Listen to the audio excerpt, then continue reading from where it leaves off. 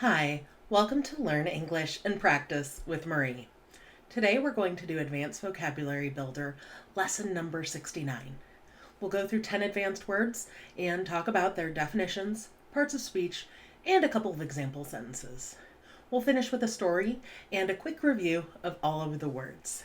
This is a series, so if you like this video, please subscribe for more. Let's go ahead and get started. First, listen to me read the words. Pallet, ambivalent, Beseech, Knack, Xenophobia, Primeval, Tact, Exult, Aggregate or Aggregate, Parry. First, palette. This means a range of colors or qualities as an adjective, or a thin board or slab on which an artist lays and mixes colors as a noun. So when I think of palette, I can either picture an artist who's painting a beautiful oil painting, for example, who's holding a palette with little daubs of paint and mixing them to make different colors. That's a very sort of tangible concept of the word palette. And then you can also think of the word palette to represent a range of colors and qualities. For example, you might talk about the color palette of a room in the context of interior design, like all the different colors as they come together in a range. Examples are, the interior designer chose a neutral palette for the living room to create a calm and sophisticated atmosphere. The artist carefully selected a vibrant palette of colors for the new painting. Ambivalent. This means having mixed feelings or contradictory ideas about something or someone as an adjective. So you can be ambivalent about pretty much anything, but it's another way of saying unsure or conflicted. I, for example, am ambivalent about the winner of the 2024 Super Bowl for American football. In that Super Bowl, we have the Chiefs and the 49ers. And I personally don't have too much of a strong preference. I guess I have a light preference for the 49ers because I'm not the biggest Patrick Mahomes fan, but I'm ambivalent. I could go either way. Examples are, the public's response to the controversial policy was ambivalent, with both supporters and critics expressing mixed opinions. She felt ambivalent about accepting the job offer, torn between the excitement of a new opportunity and the comfort of her current position. Beseech. This means ask someone urgently and fervently to do something. Implore, entreat, and it's a verb. So to beseech someone is to plead, to beg, to ask with such intense urgency. So if I had a child who was close to failing their school project, and if they fail one more class, they'll be expelled, I might beseech them, oh, please do a good job on your project. Please try hard. Please don't make it so that we have to move you to another school. I would be beseeching, so urgently and fervently asking them to, do well on that project so we can stay in the same school. Examples are, the desperate refugee had to beseech the authorities for shelter and assistance. The child would beseech their parents for permission to stay up late on weekends. Knack. This means an acquired or natural skill at performing a task as a noun, a tendency to do something as a noun. So to have a knack for something is to have this natural aptitude or natural ability. I might, for example, say that I have a knack at writing. I love to write. It doesn't feel too difficult to me, and it's something I thoroughly enjoy doing. So you might have a knack for something else. If you have a knack for something, go ahead and tell me about it in the comments below. I'd love to hear what you have a knack for. Examples are, she had a knack for solving complex problems, making her an invaluable member of the team. Some people seem to have a knack for connecting with others. effortlessly building strong relationships. Xenophobia. This means dislike of or prejudice against people from other countries. It's a noun. So, xenophobia is a lot like racism in that it's rooted in prejudice based on a characteristic of a group of people. In the case of racism, it's skin color. And in the case of xenophobia, it's country of origin, where a person is from. And these are obviously very similar and overlapping concepts often. But an example of xenophobia would be to see a woman who has a headscarf on, and as a Westerner, to say, you must be oppressed. How could you wear such a thing? That would be a very xenophobic comment that doesn't take account for the cultural context and the choices that that woman has made. It's obviously just hurtful and judgmental against that individual. It's xenophobic. Examples are xenophobia, fueled by fear and ignorance, can lead to discrimination against people from different cultural backgrounds. The rise of xenophobia in certain political climates can have detrimental effects on international relations. Primeval. This means of or resembling the earliest ages in the history of the world, as an adjective, based on primitive instinct, raw and elementary, as an adjective. So there's this kind of literal meaning and this more figurative meaning.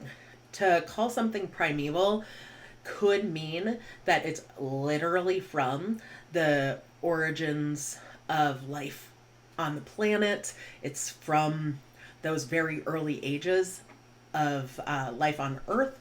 Or it could just be kind of a more figurative way of saying that's a really basic or really simplistic way of looking at things, or even a very outdated way of looking at things. So, to explain that sort of second concept a little bit more, if someone made a comment that, for example, women shouldn't be allowed to wear pants, they should only wear dresses and skirts, someone might be able to call them primeval because that is an extremely outdated view. And granted, it's an exaggeration to call it primeval, but it's like saying what the view they're expressing is like from the earliest ages of time, it's so outdated. Examples we have are archaeologists unearthed primeval artifacts that produced insights into human civilizations.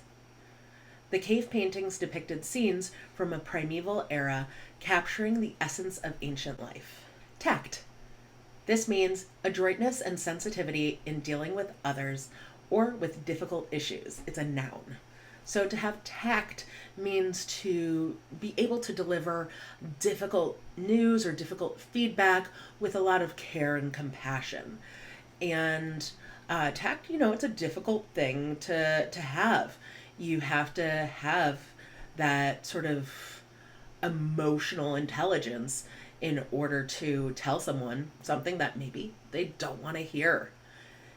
Examples we have are diplomats are trained to handle delicate situations with tact, ensuring smooth negotiations. Her tact in dealing with sensitive topics made her a trusted confidant among friends. Exult. This means to feel or show triumphant elation or jubilation. It's a verb. So this idea of exultation or exult is to celebrate, to be really, really excited. And a popular Christmas carol that I sang as a child had the phrase sing in exultation. And this is this idea of singing in triumphant excitement and jubilation. Examples we have are the team could not help but exult after winning the championship, celebrating their hard-earned success. Fans exulted in the victory of their favorite sports team, cheering and celebrating in the streets. Noun, aggregate. Verb, aggregate. This can mean a whole formed by combining several, typically disparate elements as a noun, form or group into a class or cluster as a verb. So let's tackle this noun version first of this word. So aggregate is to speak about a whole, a collection. So I might say, on the aggregate, people who visit the library are smart. All right. Whereas to aggregate, this is a verb. This is bringing together a group. So a shepherd and a sheepdog might aggregate the sheep into a cluster or group. Examples are, in construction, an aggregate of sand, gravel, and cement is used to create a strong and durable concrete. The high schoolers tended to aggregate outside of the lockers. Parry. This means to ward off a weapon or attack with a counter move. It's a verb, and it can mean an act of parrying something as a noun. This word is used heavily in the sport of fencing, and to parry means to counter move against the foil coming in your direction. So you might parry that foil, which is a word for a special fencing sword. And you can also use this word more loosely as kind of a counter move. So, for example, if you're playing chess, the move of your opponent you might be described as a parry. Or if you're having a debate, that's a great counter argument. Let me parry that argument and give a rebuttal. Examples are, skilled fencers learned how to parry effectively, deflecting the opponent's attacks with precision. In a debate, a participant may use rhetorical skills to parry challenging questions and arguments. So, let's read through a story for some extra practice. In the primeval valleys, nestled between two ancient villages, a conflict brewed between two ethnic groups. The differences in their cultures had created an aggregate of misunderstandings that escalated into deep-rooted xenophobia. Each group, proud of their unique palette of traditions, found it hard to appreciate the other's customs. As tensions mounted, an ambivalent young woman named Arya, possessing a knack for diplomacy, found herself caught in the middle. Unable to ignore the brewing animosity, she decided to use her tact to bridge the gap. With an understanding of both cultures, Arya approached the village elders to beseech them for a peaceful resolution. Her diplomacy was put to the test as she organized a cultural exchange event inviting both groups to share their customs. The atmosphere was charged with ambivalence, but Arya's tactful approach helped break the ice. During the exchange, a talented young musician showcased his knack for blending traditional melodies. The crowd, initially reserved, started to exult the beauty of the music, finding a shared appreciation. The cultural parry between the groups gradually transformed into a dance of unity, breaking down the walls of xenophobia. In the end, the once ambivalent villagers began to embrace the diversity that had initially fueled their conflict. Arya, now a symbol of peace, had successfully woven a tapestry of understanding, turning a primeval clash into an opportunity for shared celebration. The beseech for harmony had been answered, and the villagers exulted in the newfound connection that transcended cultural boundaries. So, let's review these words quickly one more time, and I'll go through the meaning of each briefly. Palette refers to a range of colors or qualities, or it can be a thin board that an artist uses to mix colors. Ambivalent is referring to having mixed feelings or contradictory ideas about something or someone. Beseech is to ask someone urgently and fervently to do something. Knack is an acquired or natural skill at performing a task or a tendency to do something. Xenophobia is a dislike or a prejudice against people from other countries. Primeval is having to do with the earliest ages of history or being based on primitive instinct. Tact is this adroitness and sensitivity in dealing with others or with difficult issues. Exult is to feel or show triumphant elation or jubilation. And aggregate or aggregate is referring to a whole formed by combining several typically disparate elements. So that's aggregate. And then aggregate is to form a group into a class or cluster. Parry means to ward off a weapon or attack with a counter move, or it's an act of parrying something. Let me read through these words one more time so you can hear them pronounced. Pallet, Ambivalent, Beseech, Knack, Xenophobia, Primeval, Tact, Exult, Aggregate or Aggregate, Parry.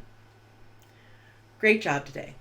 There are other videos like this on this channel, and there will be more. I'll put playlists and videos right down here. Please feel free to ask questions in the comments, and I am looking forward to seeing you in the next video. Thanks. Bye.